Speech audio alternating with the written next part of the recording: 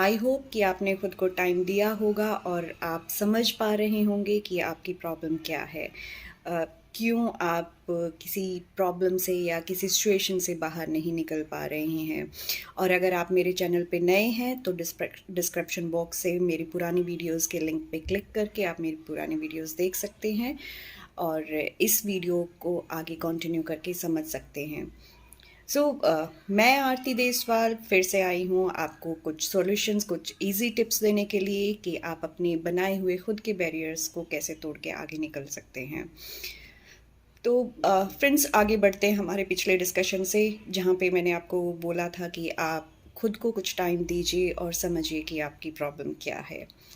और आशा करती हूँ कि आप अब तक अपने आप को अच्छे से एवेल्यूएट करके, अच्छे से अपना मूल्यांकन करके आप समझ चुके होंगे कि आपकी प्रॉब्लम क्या है। तो प्रॉब्लम्स को मैं दो तरह से यहाँ पे डिवाइड करना चाहूँगी और आपको बताना चाहूँगी ये वीडियो थोड़ी बड़ी होगी, क्योंकि हम थोड़ा सा डिटेल डिस्कशन करेंगे इस पे।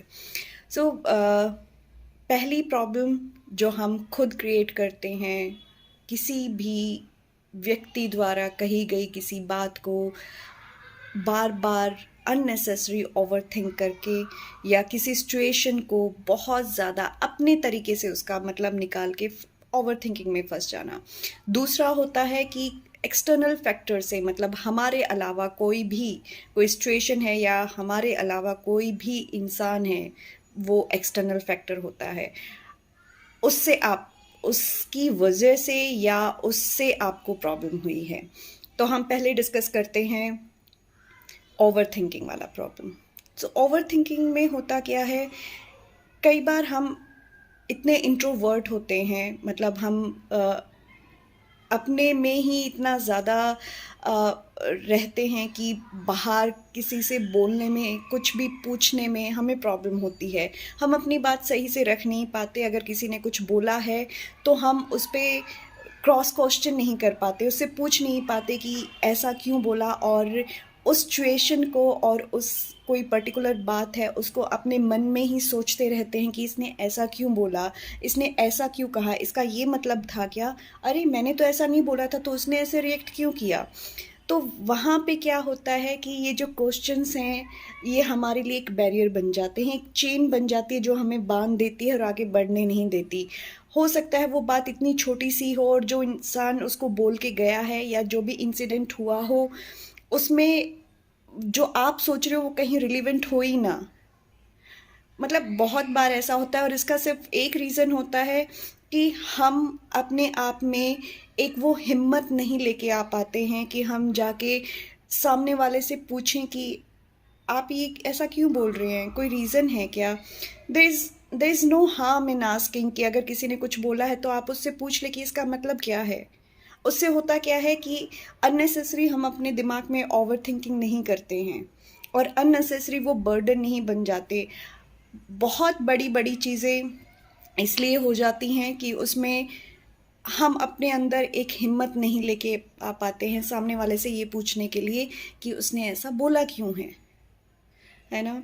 तो आप देखिए क्या आपकी प्रॉब्लम इस वाले पॉइंट में फिट हो रही है। अगर हाँ, और वो अगर बहुत पुरानी बात है तो मैं बोलूँगी कि उसको जाने दीजिए, छोड़ दीजिए और नए सिरे से शुरू कीजिए।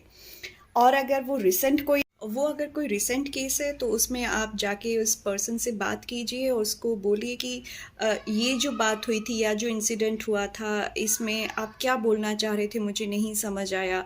देखिए, हर एक बात को रखने का एक तरीका होता है। वहाँ पे आप अगर किसी से कोई चीज़ क्लैरिफाई करने जा रहे हैं तो आप उसको अगर पोलाइट और थोड़ा पॉजिटिव वे में अगर बोलेंगे तो अच्छा लगेगा, इंस्टेड कि जो आपने अपने दिमाग में बहुत सारी प्रॉब्लम्स की एक गांठ बना ली है और उसमें जाके मतलब जाके एकदम से रिएक्ट कर देना सही अप्रोच नहीं होगी।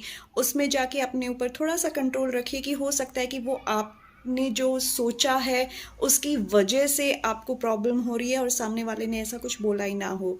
तो सीधा जाके वहाँ पे आप पोलाइटली वे से, पॉजिटिव वे में बात कीजिए कि देखिए, आपने उस टाइम जब बोला था, ऐसा बोला था, उसमें क्या बोलना चाह रहे थे, मुझे नहीं समझ आया, एक बार आप बता देंगे प्लीज़।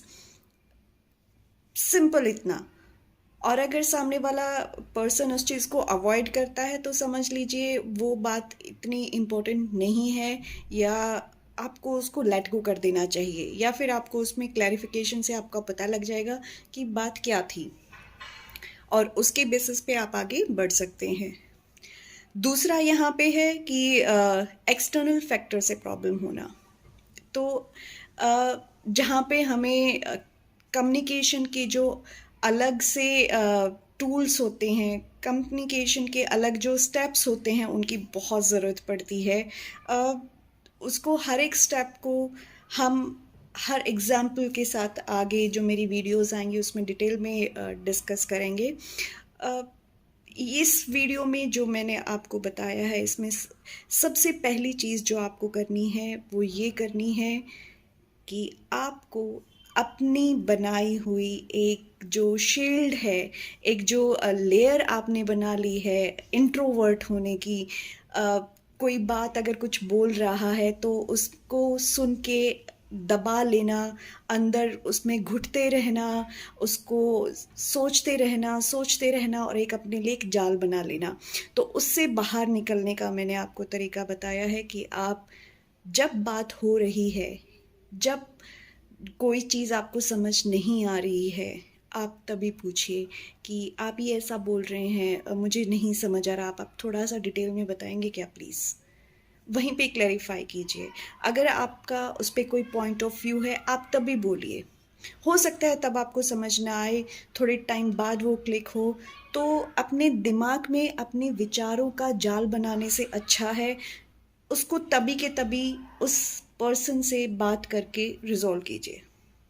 बात करते हैं दूसरे पॉइंट की, जहाँ पे बात आती है कि हमें प्रॉब्लम एक्सटर्नल फैक्टर से हुई है, किसी इंसान से हुई है, किसी घटना से हुई है, और उससे हमें बहुत ज़्यादा हर्ट हुआ है, या हमारे ऊपर इतना प्रेशर बिल्डअप हो गया है कि हम उससे बाहर नहीं निकल पा रहे हैं।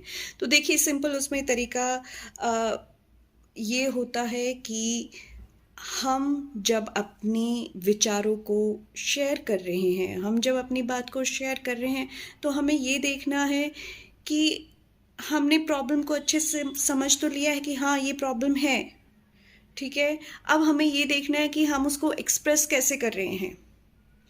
जब भी हम बात करते हैं तो एकदम से हमें उसके कंक्लूजन पे निकल के नहीं बात करनी है, क्योंकि देखिए आप यहाँ पे एक सॉल्यूशन ढूंढने आए हैं, और एकदम से कंक्लूजन पे, एकदम से उसके परिणाम पे जाके बात करना अ, बहुत अच्छे तरीके से जो चीज़ें चल रही होती हैं उसको ख़राब कर सकता है। तो हमें उसमें बहुत सोच समझ के हर एक चीज़ को बहुत अच्छे से एग्ज़ामिन करके आगे बढ़ना है। वो कैसे करना है मैं आपको अपनी नेक्स्ट वीडियो में बताऊंगी। तब तक मेरे साथ जुड़े रहिए। Thank you so much. जाने से पहले एक चीज़ बोलना चाहूँगी, खुल रही है मन की गिरहां पर बहुत सी उलझन अभी बाकी हैं, पोंछ लूँ खुद पे से धूल में, अभी बहुत से तूफानों से गुजरना बाकी है। सो आप खुश रहिए, अपना ध्यान रखिए, मिलते हैं नेक्स्ट वीडियो में। Thank you so much.